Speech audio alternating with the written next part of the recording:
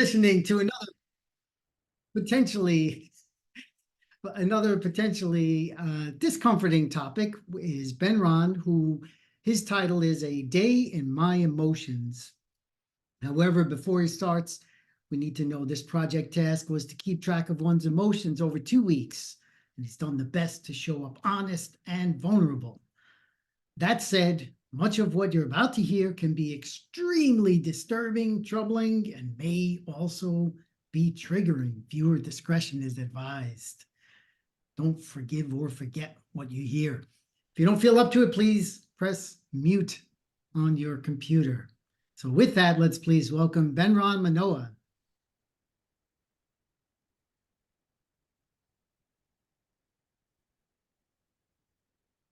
We must accept finite disappointment, but never lose infinite hope. Martin Luther King Jr.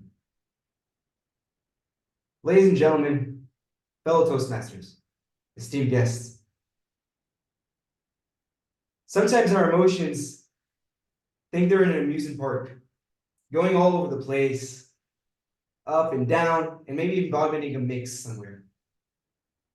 Tracking them for me is not a problem. Sharing them, however, that takes courage.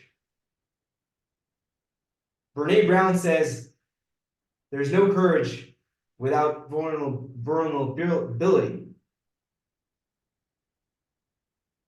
Well, courage, buckle up as I share an average day of journaling my emotions. I wake up, I'm grateful, I feel love, feel happiness to see my beautiful wife's face. Confusion sets in. That's not my wife's face. That's my daughter's finger in my eye. Daddy, I want a yogurt now. Compassion settles in. Good morning, Gaia. Okay. We sit down for breakfast, and I feel peace as I'm meditating. Girls, don't disturb your father when he's meditating. Feel less peace. I drop them off at school or preschool and go to work. And what a lovely drive. Everything is packed. People are honking, yelling, cursing. But honestly, I don't care. My windows are closed. I have a nice audiobook on, and I'm enjoying my morning. And I feel proud for doing it. And I feel even more at ease. A good day is ahead of me. I get to work and do a short meditation, feeling myself with energy. I feel content. I feel confident. I'm going to do good work. Later, feel a little bit of stress and doubt as I made a mistake. But thankfully, I overcome the challenge and keep going. And again, feel confident and satisfied. And I finally arrive home and I'm overwhelmed with gratitude. And I'm radiating love as my beautiful daughters run and embrace me with warm hugs and kisses. And I say hi to my family, and I'm overjoyed. And I go into the office and work on my coaching, where I feel passionate, I feel alive, I get to help people, provide service. And in the evening, when everything quiets down, I go to the living room, and sadness fades in, frustration. The news is on. I live in Israel, and the whole country is burning, figuratively and literally. Turn it off. I can't watch the news. I cannot go there. So I'll go back in the office, and I'll have coaching sessions until midnight. And I'll wake up early and do coaching sessions at 5 a.m. And I'll do anything that I can, but I will not watch the news. I cannot let my mind go there. Maybe if I focus enough on the positive, on the one thing I can control, which is the good I'm putting out in the world, maybe the world will make sense. It doesn't. nervousness, anxiety creep in. I come to the shelter, this very room I'm in, and I check that we are supplied in case something happens. And I move the mattress, which my daughter Celine has slept on for 3 months when the war broke out.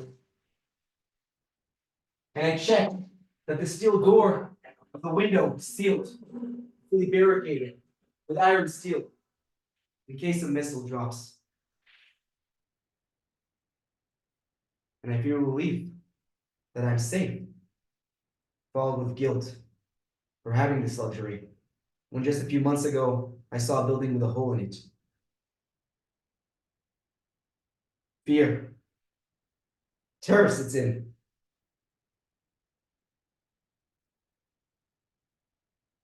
What if it was us? Can you imagine sitting with your family in the living room, with doors being burst open, your children raped, your baby beheaded, your whole family burnt alive in front of you?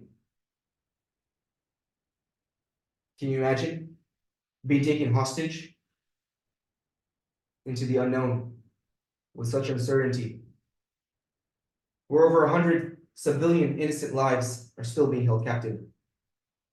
I feel anger, rage sits in when I see the news again and see interviews of kids protesting and not knowing what they're even chanting. Rage. Where are the leaders? Where are their parents to explain what's going on? How can they be so ignorant as to not know? How? Are we doomed? But I cannot go there. I can't go there. Can I go there? Will I allow myself to think of these families? Literally, an entire family that was taken captive. We don't know where they are. We don't know how they are. We don't even know if they are. Feel remorse.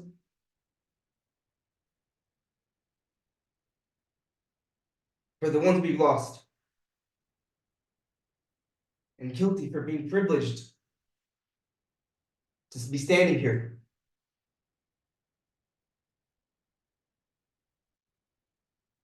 But then also gratitude sets back in. Realization of my purpose. Relief that I am human. I'm allowed to feel grateful for being alive. And finally, hope. To know that there is still good in the world. I refuse to believe that this will be our future. I refuse to believe that we have no hope.